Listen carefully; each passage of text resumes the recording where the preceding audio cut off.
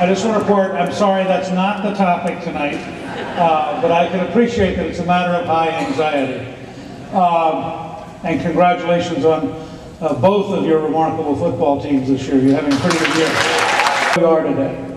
And I want to use this to frame our whole conversation about jobs and government. I encountered this concept when Callista and I were working on a film that will come out next year called 9 Days That Changed the World, which was a study of Pope John Paul II visiting Poland for 9 days in 1979, which both Lech Wałęsa, the former president of Poland, and Václav Havel, the former president of the Czech Republic, said to us was the most important moment in the beginning and the end of the Soviet Empire, because when the Pope went back home as a Polish Pope, the power of religious liberty and the power of salvation was such that the Polish people were never the same again.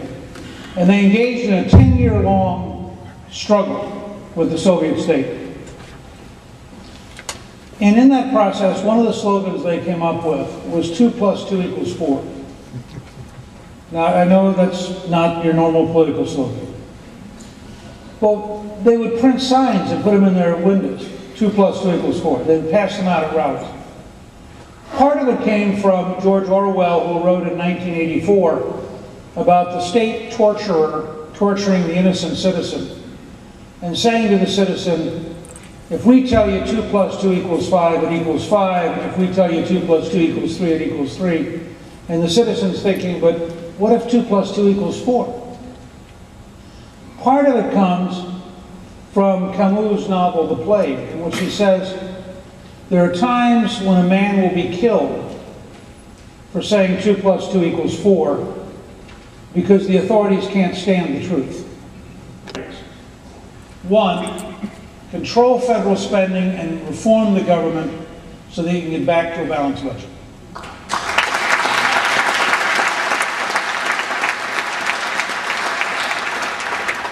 2, create an American energy plan which enables us to use American coal, American oil, American gas, American nuclear power, American biofuels.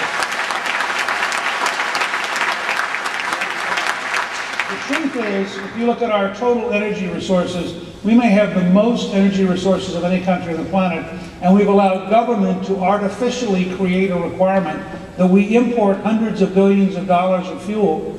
And I'd rather have the money spent in the Ohio River Valley than have it spent in Venezuela.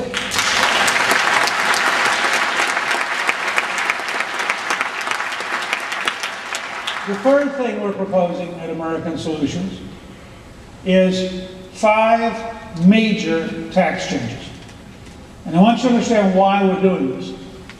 We want to design a package which helps every American who's working, helps every American who wants to have a job, helps small business, which is the center of creating jobs. And so we looked around the world and we said, if we're really serious about competing with China and India, what would we have to do to create the right dynamic for America? And here are the 5 proposals. 1, we would have a 50% reduction in the Social Security and Medicare tax for the next 2 years for both workers and employers match, so that every worker in America would have an increase in take-home pay, and every small business would have a substantial additional amount of money available so we could make sure their cash flow was adequate without going to the bank, and we could allow them to start thinking about hiring new workers.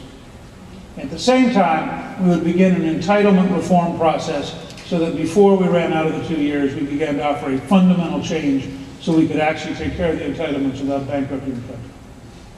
Second, we would have 100% expensing, that means writing off, all new investments in equipment for small businesses so that the American workforce could have the best equipment, the most modern equipment, the most productive equipment in the world, which would also create a boom in the equipment manufacturing industry in the United States.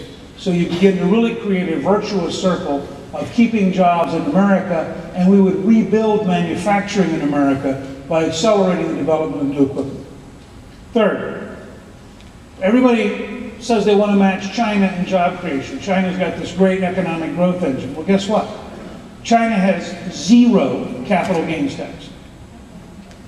So we think you ought to match China and have 0 capital gains tax, and you would see money flow into the United States from all over the world to be invested in factories and in equipment and new companies, because we've become suddenly the best market in the planet to make money.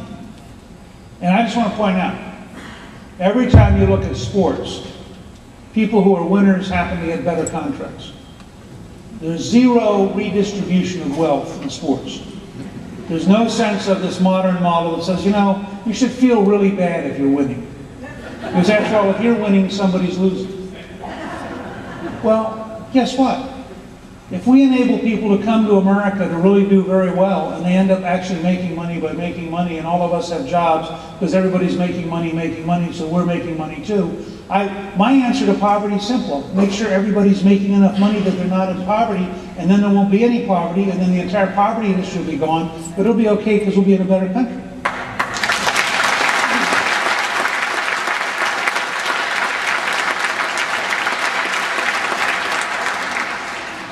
Our fourth goal really relates directly to international companies like Procter & Gamble. It's very simple. We believe if you want American corporations to compete in the world, that we should adopt the Irish corporate tax rate, which is 12.5%. Today, American corporations, when you combine state and federal taxes, pay the highest corporate tax rate in the world.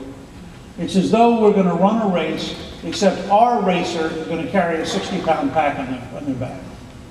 And so we think, and we got this frankly from Craig Barrett at Intel, and we believe if we had a 12.5% corporate rate, you'd see American corporations successfully compete everywhere on the planet. And you combine that with being able to have a 0 capital gains rate and being able to buy new equipment with a dramatic write-off, you suddenly make us the most competitive country in the world. You guarantee that the next wave of manufacturing is American manufacturing. You reestablish made in America as the right kind of outcome. And that allows other countries to then hold jobs. I want the next job summit 10 years from now in Beijing, where they